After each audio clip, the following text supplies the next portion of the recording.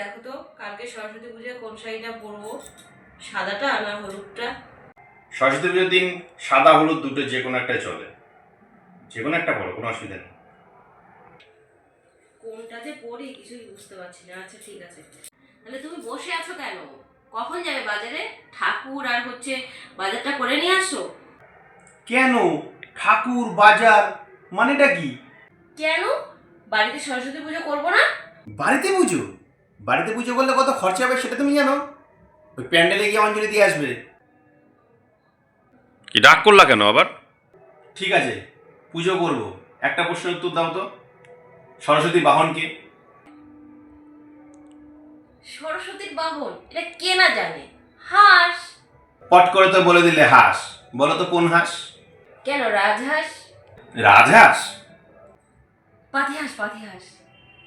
পাতিহাঁস? রাজহাঁস। রাজহাঁস? না না, পাতিহাঁস পাতিহাঁস। ঠিক করে বলো, রাজহাঁস না পাতিহাঁস? রাজহাঁস।